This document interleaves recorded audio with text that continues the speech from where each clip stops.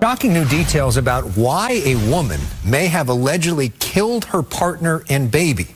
According to a new report from the LA Times, Danielle Johnson was an influencer with 100,000 followers on X, formerly Twitter, who mostly talked about astrology online. The report goes on to say she made posts saying she was worried about the eclipse and called it, quote, the epitome of spiritual warfare. In the hours before the eclipse, police say she stabbed her partner to death in their Woodland Hills apartment, then pushed her two daughters out of her car on the 405 freeway. The 9-year-old child survived. Minutes later, Johnson died when she slammed her car into a tree in Redondo Beach.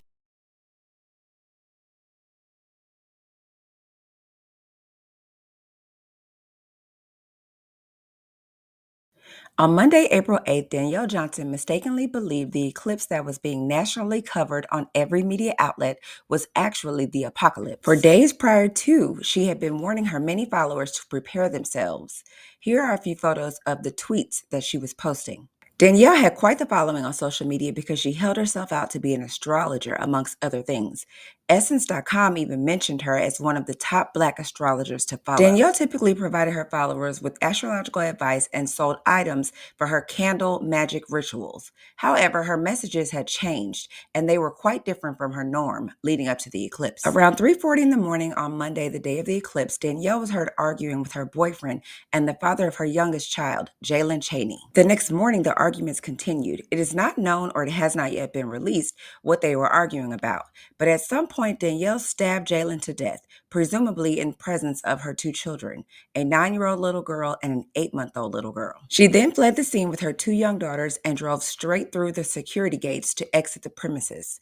But her bizarre behavior didn't end there. A short time later, Danielle's car was spotted on the 405 freeway, where witnesses saw her two daughters being pushed out of her vehicle.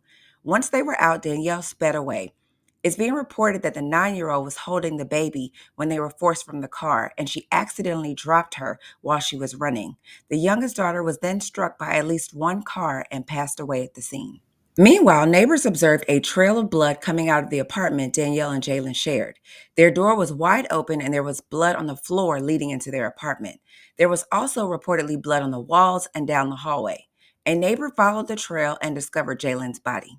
We now have two separate crime scenes, and police had not yet connected the two. Shortly after the reports came in of the two children being forced out of a moving car on the highway and the discovery of Jalen's body, another call came in. This time it was to report a fatal car accident. Danielle had driven to Redondo Beach at over 100 miles per hour and plowed head-on into a tree, killing herself. Police have not yet revealed a motive behind the incidents, aside from noting Danielle's strange messages surrounding the eclipse. However, her death has now been ruled a suicide, and this entire horrible, tragic incident has been labeled a murder-suicide.